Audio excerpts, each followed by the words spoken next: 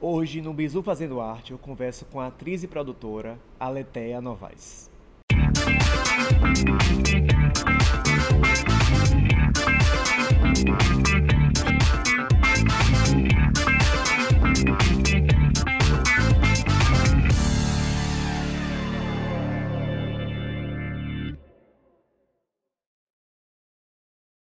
Aletheia, muito obrigado por ter aceito o convite. Obrigada a Tá você bom? pelo convite.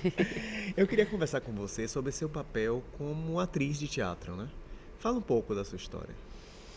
Então, eu fiz faculdade de teatro na UFBA, entrei em 94, há 25 anos, né? E desde que entrei na faculdade, eu comecei a trabalhar, a fazer peças tanto relacionadas a matérias na faculdade, quanto recebia convites para trabalhar. Então, assim, o meu período de estudante foi um período muito produtivo, tanto na escola de teatro, quanto eu acho que Salvador, ali no final dos anos 90, vivia um momento bom, assim, efervescente para o teatro. Com certeza. Então, o início da minha carreira foi, óbvio, com a formação, né, da UFBA. Eu tenho professores assim que têm o maior carinho e gratidão, que são a base assim da minha carreira. E a partir da formatura, a gente precisa tentar se inserir, né, no mercado. Aí a gente vai criando as alternativas. No meu caso, em 99, a gente fundou, eu e mais 3 atores, nós fundamos a Companhia de Teatro dos Argonautas. E a partir daí a gente começou a produzir as próprias peças. Quer Então dizer, é importantíssimo a questão de você ser empreendedor, né, dentro do teatro. Né? isso.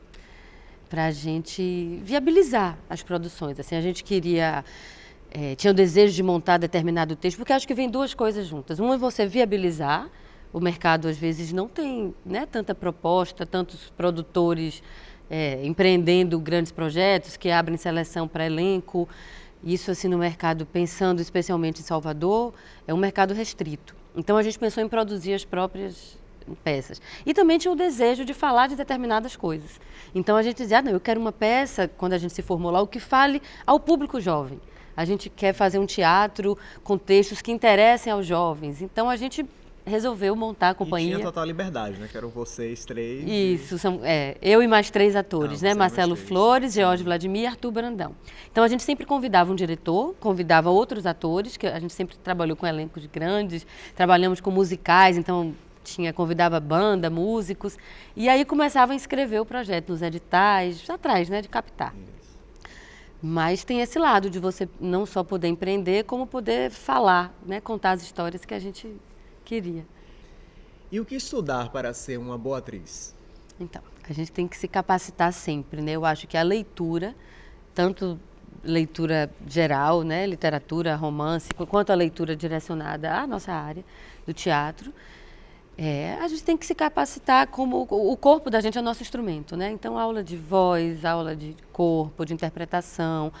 A formação na universidade é muito completa. A gente estuda, né, não só a parte técnica corporal do ator, como toda a parte teórica que está em volta né, nascimento do teatro, a história relacionada a isso, a maquiagem, o figurino. Então, tem uma formação completa.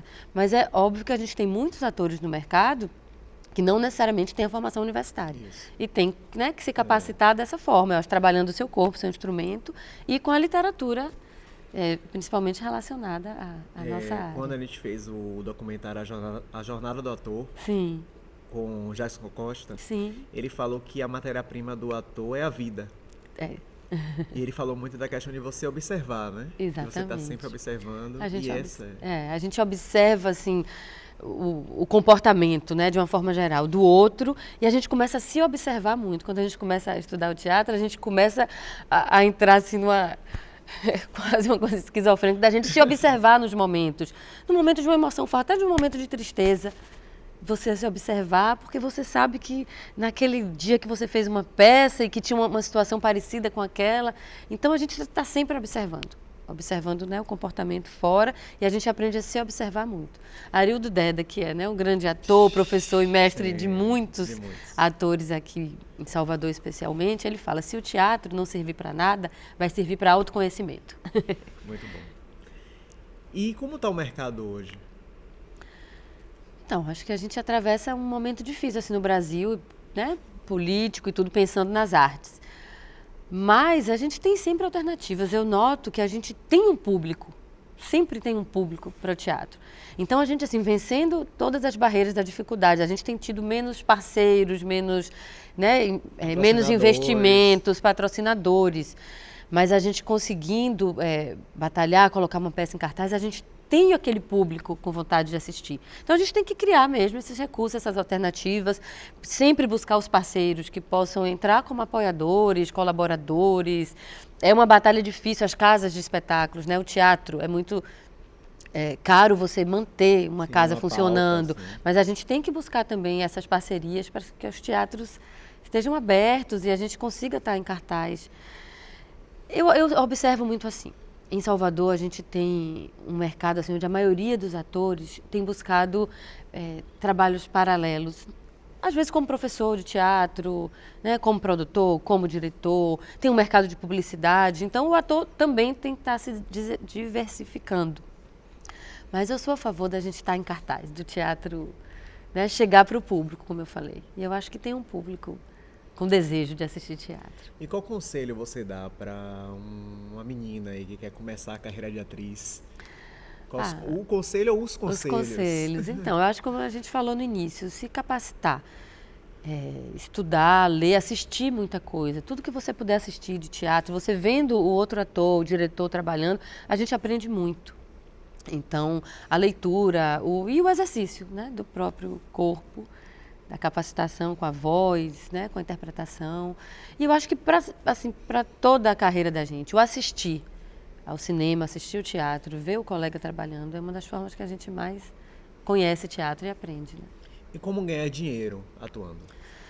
Então, eu acabei de falar que a gente busca, né, alternativas. Eu vejo que o ator está sempre buscando, além do teatro, o mercado com a televisão, com o cinema, com rádio, com publicidade, porque a gente tem que estar.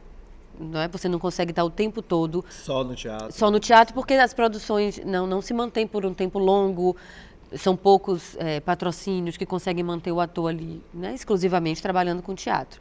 Então a gente realmente tem que se diversificar e buscar essas áreas que estão em torno ali, paralelas. Giro, né? De arte. Exatamente. Que é o trabalho do ator também, né? Às vezes com a locução, com a publicidade. E a gente tem, não especialmente em Salvador, mas a gente tem, né, muito mais no eixo Rio-São Paulo, um mercado para ator com televisão, com cinema, com publicidade. Então, mesmo a gente com a formação em Salvador, em algum momento acaba ficando com essa ponte aérea aí, porque é onde tem um mercado. Mas a escola de teatro da UFBA, ela é reconhecida no Brasil todo, no Brasil né? inteiro. Quiçá no mundo. Com certeza, é uma referência. Uma referência. Por que você nem vai falar disso, você que estudou lá? É uma referência. Eu acho que desde a fundação da escola de teatro, que é a primeira, né, no Brasil, né, como universidade, e era uma grande produção, assim, Martim Gonçalves, toda a história da escola de teatro se tornou uma referência. Hoje, a capacitação profissional, né, no mestrado e o doutorado também se tornou uma referência. Eu conheço muita gente que vem para Salvador buscando estudar. Então tem a ver com o que a gente falou, com a capacitação. E acaba estando ligado ao mercado, né? O estudante que está ali estudando, conhecendo o teatro, acaba estando inserido no mercado, começa a produzir ali na escola. E eu sou a favor de que as coisas sejam ligadas mesmo, porque a formação acadêmica principal é para formar professores. Mas eu acho que uma escola de arte, né, uma escola de teatro, vai estar sempre ligada ao trabalho, ao fazer artístico também. E eu queria que você contasse uma história, ou engraçada, ou inusitada, ou curiosa, da sua carreira de atriz. Ai, meu Deus, tem muitas. A gente, né, acaba passando por isso. O teatro tem isso, do inusitado, né, do inesperado. Como eu falei, a gente fundou a Companhia de Teatro dos Argonautas em 99. E o primeiro espetáculo, Nada Será Como Antes, era um espetáculo musical, que se passava nos anos 70, falava do jovem, como eu disse. E um dos personagens, ele queria ser cantor, eram todos os personagens em fase de terminar o colégio, fazer vestibular, escolher. E um personagem queria ser artista, queria ser cantor, e falava muito da sexualidade dele, né, de se assumir como homossexual, uma coisa difícil, né, nos anos 70 e tal. E a gente tinha uma cena que ele começava a dar um depoimento. A gente fez num colégio, uma apresentação encomendada, fechada no colégio. E era um colégio enorme, estavam todas as famílias e alunos do colégio inteiro. Quando ele começou a falar, né, de sexualidade, os meninos começaram a gritar tanto, interromperam a peça. Eles gritavam, o ator no palco parado ali, e eles gritando. "Ah!" E a gente viu, remeteu aquelas coisas antigas, sabe? De jogar ovo, de jogar tomate. Foi uma euforia tão grande, eu precisei entrar em cena, falar com ele, digo, vamos pular, vamos começar uma outra cena, botar uma música aí, ver se a gente consegue retomar. Então, assim, de alguma forma a história estava chegando, né? Mas eu acho que a gente tem, né, caminhado para frente nesse sentido. A peça falava muito isso, da gente poder ser, assumir o que a gente é. E claro que de 99 para cá, a gente tem muitas conquistas nesse sentido, né? Bom, muito obrigado. Obrigada também. Valeu, até a próxima. Até.